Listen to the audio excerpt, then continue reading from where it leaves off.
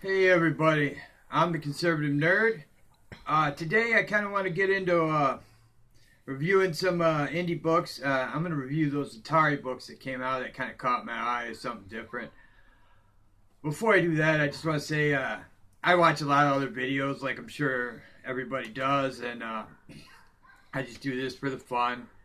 And I was watching Professor Thorgy's video on Generations, and he enjoyed it, which he usually does with stuff like that. And it just kind of reminded me of if I was in a comic book shop. I don't go to comic book shops right now because of location, but I read digital.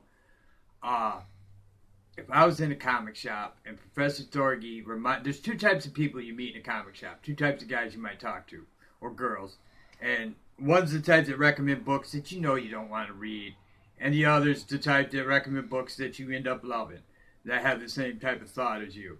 And Professor Thorgy reminds me of the first. The guy that just keeps recommending something that I end up buying just to shut him up and get out of there.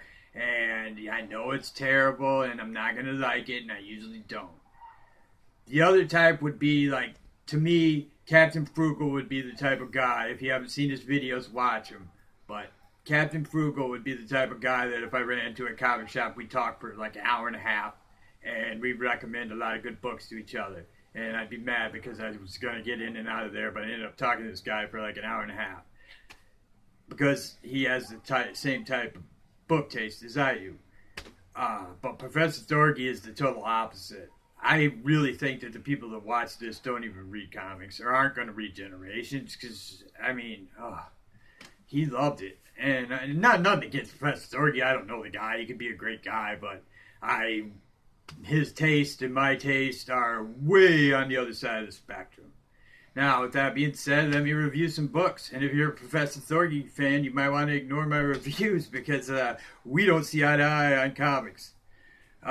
First up, like I said, Atari Dynamite publishes Atari books now. I read Centipede 1, and it was good. It's old school comic. It kind of reminded me of that 60s stuff, like uh, all of like house or stories of space or some weird sci-fi stories you'd read when DC print that kind of stuff, EC reprints, stuff like that. That's kind of what it reminded me of.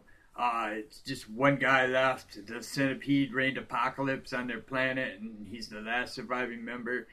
And you're his imaginary friend, and he talks to you the whole time like you're there. I mean, it's not for everybody. It's real old school. It's very old school, almost 50s or 60s sci-fi. But I liked it because I like that kind of stuff. Next up was Dynamite's Ash versus Army of Darkness 1. Again, I thought this was good. I thought this was a good, solid book. If you don't like Army of Darkness, it's not for you, obviously. I mean, that goes without saying. Like, these type of books aren't... I mean, if you don't like those movies, you're not going to like these books. But if you like Bruce Campbell, which I love Bruce Campbell, and I love Evil Dead, so I like this book. It's pretty good.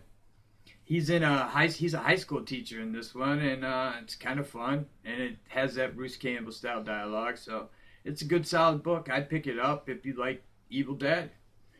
Next up was another Dynamite book. This one's Atari Sword Quest, and I read issue 0, and it was better than I expected. It's not the sword and sorcery book you would expect from something called Sword Quest based on the Atari game.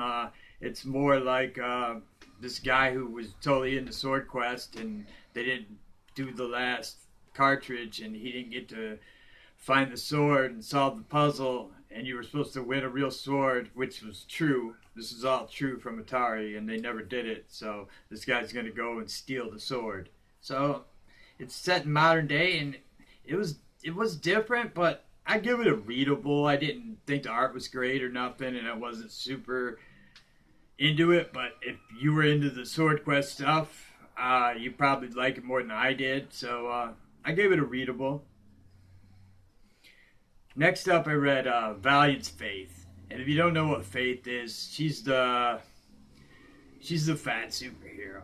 They made her really big. She's almost morbidly obese. It's weird because in some they draw her morbidly obese, and then sometimes they kind of draw her just chunky.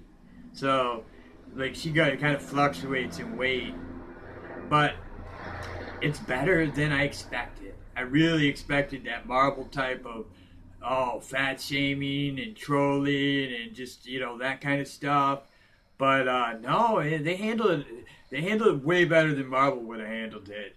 It's not loaded with social justice. It just seems nobody mentions that she's overweight, so it's not really like a big deal in the book. So it's just kind of like a normal book. I didn't care for it that much. I mean, she kind of works in an office, and it's almost like Supergirl CW show. So yeah, but it's not as bad as I expect. Marvel has ruined me though. I go into something like that expecting it to be just loaded with politics and bullcrap, but no. The weird thing is they called her Faith, which if you take the I and the H out, just spells fat. So you'd think they would have stayed away from having fat in her name, but I don't know. But it's not done bad. I mean, it's readable if you like that kind of thing. If you want a girl superhero that's overweight, and you're more than welcome to enjoy it. It just wasn't really for me. I'm not the target audience of this book. But it was readable. It's better than the Wasp. It's better than the Hulk. It's better than America Chavez. It's better than a lot of the stuff in Marvel. So there's that. Next up, I reviewed Infinite 7-1 from Action Lab, and this was pretty good. If you're it's different. There's some just average high school kid, almost like a Peter Parker type of kid, and he somehow, an evil supervillain, rebugs his house where they think she's at, and one of the heroes goes in to kill her. I don't want to give the plot away, but it was good. It's almost like an action movie, but with Peter Parker type kid stuck in a role with a bunch of mercenaries, and it's pretty good. I liked it. I'll read more of Infinite 7. I'm going to start reviewing indie books if you guys like that, and just whatever kind of books I can read. I'm going to do a movie review a little later, and I just want to thank everybody for watching. Thanks a lot. Have a good day.